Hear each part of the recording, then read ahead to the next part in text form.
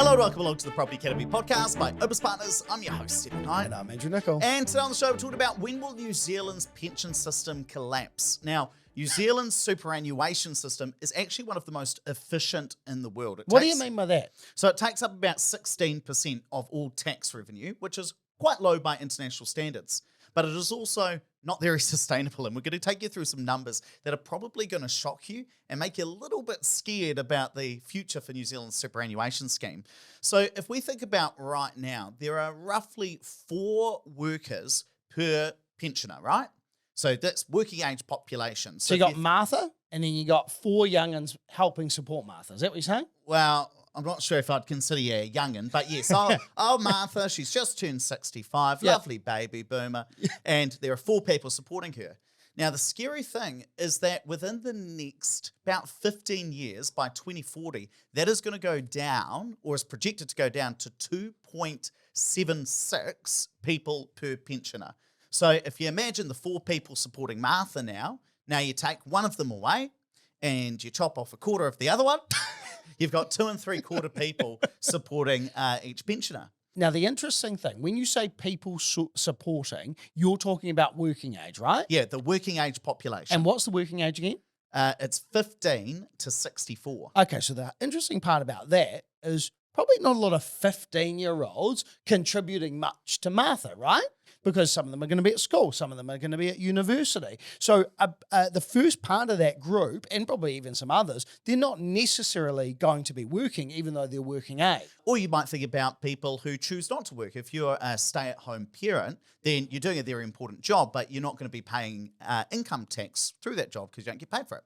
So that actual number will be slightly less. Now, if we project out to the 2070s, it's projected to get closer and closer to 2 workers per retiree. So you've got half the number of workers per retiree that you have today. And the interesting thing here is that I think there's this misconception that as we go through our work life, we put money into a pot and that pot builds up and gets invested. And then when we get to retirement, the government uses that pot to pay for our retirement. Now, it doesn't work like that. What actually happens is Ed and I are currently contributing to the tax pool, and then that goes to helping out Martha in retirement, and so on and so forth. So as we get older and fewer people replace us, well, then they're not having money to pay us. So it's kind of like, I mean, if you think of it like a financial thing, it's basically a Ponzi scheme, isn't it?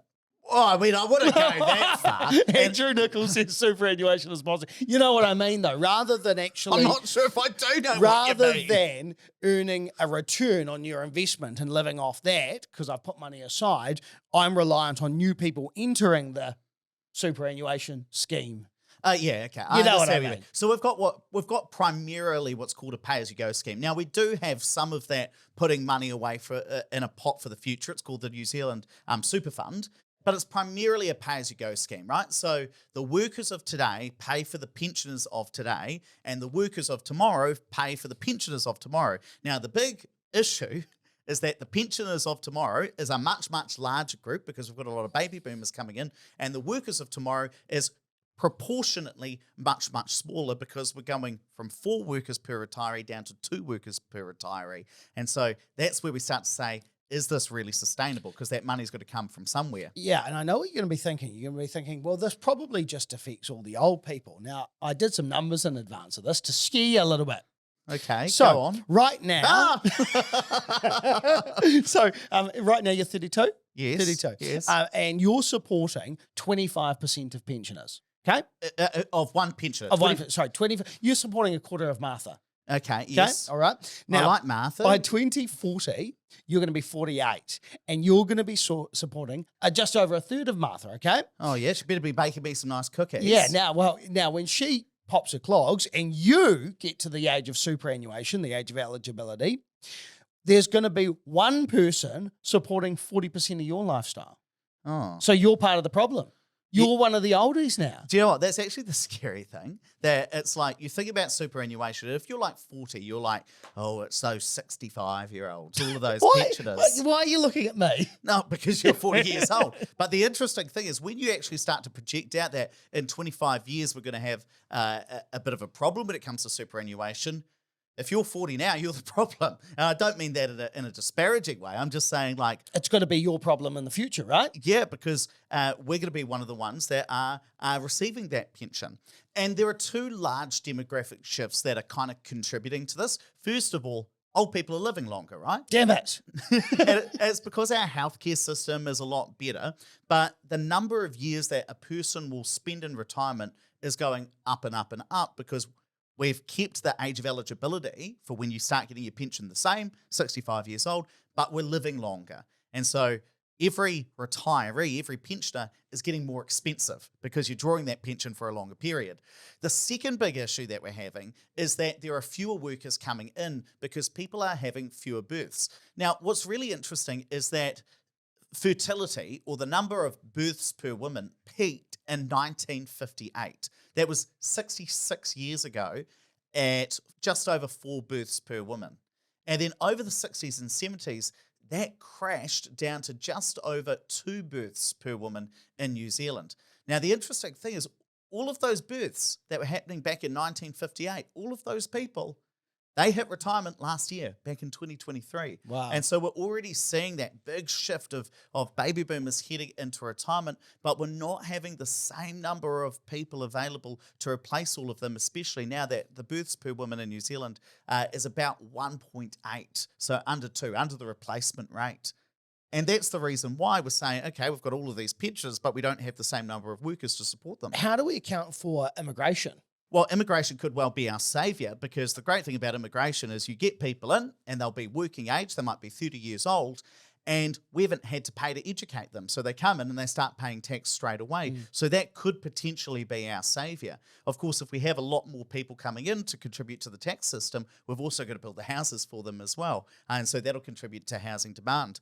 Now, there are a couple of other things that are really important that are really going to skew. The first thing is that pensions as a percentage of government tax revenue are projected to increase from about 16 or 17% where they are today, all the way up to 21% of all tax revenue by 2037, which is about 13 years away. Is that just because of the sheer volume of people? Because there are that many more pensioners, which means we've got to spend 28% more revenue on the pension system. That's even after accounting for the fact that tax revenue is going to increase over time as the country gets wealthier. So we're going to have to spend a disproportionately larger share of government spending on the pension system if we want to keep it as it is. That's according to Treasury's numbers. The one that's really going to scare you, Andrew, now is if we project government spending versus government revenue. The Treasury is saying, look, over time, we reckon that government revenue is going to be about 29% of GDP. But if we keep all of our settings the same across all of government, they project that government spending, or core government spending, is going to grow and grow and grow above 35% of GDP. So some things are going to have to change, otherwise the government is going to go bankrupt. Yeah, that's not good. So in terms of... I like that that's your... Yeah. That's there. That's not definitely good. not good. So I guess the solutions, like kind of the major solution is, okay, well, we can massively increase taxes. So we can collect more as a country to try and cover these extra costs. Or like any other business, we can start cutting some costs. So we can take in the same amount of money, put more into the superannuation, and then we can get rid of money towards education or roading or hospitals. But or any government waste. Yeah, and I don't think any of these things are probably, or either of those options are going to be majorly palatable for any of us, but there will be a bit of one and a bit of the other. The other thing is changing the superannuation itself. So thinking about things like, do we increase the age of eligibility? And this has been kicked around for a while now, right? So maybe people, because they're working longer, don't need the superannuation to kick in at 65. Maybe we could have it at 67, or maybe we could have it at 70, something like that. And the other thing is, maybe we don't get paid as much. So right now it's about $400 a week per person. So maybe that either changes to $300 a week or just doesn't increase as quickly. But then, of course, we've got a diminishing lifestyle if you have that as the option. Yeah, at the moment, the pension is increased by wage growth, which is just over 4% per year. I think it'd be totally reasonable to say we're only going to adjust it for consumer price index, so the Yes. cost of living increases. That'd mean that the pension doesn't go up as fast as it currently does, but it would make it significantly more affordable, and it would mean that whatever you could afford today on superannuation pretty much stays the same going forward. Of course, over time, though, you would see a lot more newspaper articles talking about the fact that workers are getting further ahead than superannuitants. Yeah. The other thing, which I think is kind of a bit of a no-brainer in my mind, is means testing. So we don't necessarily pay everyone. If you've got a whole bunch of cash, you use that cash first. And that's the way it works with the rest home subsidy in New Zealand. You have to deplete your savings before the government kicks in to give you the rest home subsidy. I think that's completely fair and I wouldn't object to that. Yeah, in the past we've had types of means testing. There are different ways to do it. Like there used to be what was called the super surcharge, which is that if you're receiving NZ Super, your tax rate on the first bit of earnings that you get is actually incredibly high. Ah, yeah. And then after a while, it starts to drop down to just take into account that if you're still earning a pretty decent income, then effectively you're not getting super, though it's a bit of a roundabout way of doing it. And of course, I always give you a lot of shtick on the show, Andrew, saying you can't just look at Australia and think that that's inevitable. But I do think there are some things to learn out of Australia's retirement scheme, which is everybody puts, or the majority of people put over 10% of their pay away because they're looking after themselves. In Australia, as we've talked about previously, the superannuation is means tested. That makes a lot of sense. And I think the general trend of where we will end up heading is that we will take more responsibility for our own retirement because in 20, 30, 40 years, is it really going to be sustainable for two taxpayers to be looking after me? I don't really think that's fair. You know, at 4 workers per retiree, you think, oh, okay, maybe that starts to make sense. But at 2, you're like, if the current superannuation is, and that's for a couple, is about $400 a week after tax, that means that 2 people are giving me $200 a week. I don't really see that. I don't see that as particularly sustainable, especially when we start to look at the Treasury's numbers and say, actually, they're saying that the country would go broke if we don't change some of our settings because expenses are projected to rise as a percentage of GDP. Income's going to stay the same. The other thing we haven't talked about is the healthcare system. So as you get older and as we're living longer, retirees and pensioners, because they're living so long and they have more health problems as you get older, they're particularly expensive. So not only do you have pensions becoming more and more expensive, you also have healthcare becoming more and more expensive. And so these are some of the issues we're going to have to grapple with. I think the main takeaway for all of us is how do we be a little more responsible for our own retirement, for our own superannuation? Because look, if you're 55, you're almost certain to get the superannuation as it is. I don't think much is going to change for you. But if you're my age, if you're 32, and you're, 33 years away from the current age of eligibility, I'm pretty certain there's going to be some changes over the next 30 years. Even for somebody like yourself, you're 40, you're 25 years away, I think there's probably going to be some changes for you as well. Yeah, for anyone that I'm working with to build a financial plan, I absolutely would exclude that and consider it a bonus if you got anything. And it's quite interesting. I was reading in the newspaper, sometimes companies that are involved in helping prepare for retirement are accused of catastrophizing around the pension system and the retirement system, right? Effectively, I think I saw an article by Mary Holm talking about that. Often, if you're a company that is into investments, you know, you've got an incentive to say, don't rely on the pension system because it might not be there. Instead, invest and grow your wealth because that's how those sorts of companies make money. But I also think it is completely irresponsible to suggest that over the next 25 years, or the next 20 years, that there would be no change to the pension system, especially when you look at the facts and look at the demographic shifts and say, okay, we're going from 4 workers per retiree down to 2 workers per retiree.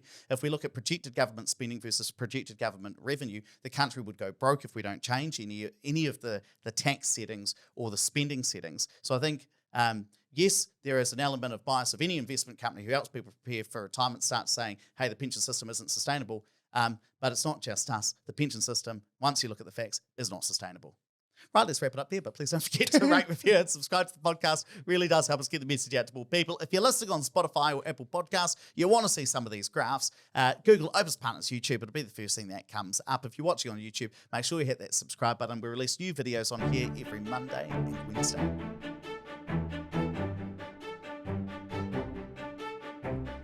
Thanks for listening to the Property Academy podcast. I'm your host, Steve McKnight. And I'm Andrew Nicol. We're going to be back here tomorrow with even more daily strategies, tactics, and insights to help you get the most out of the New Zealand property market. Until next time.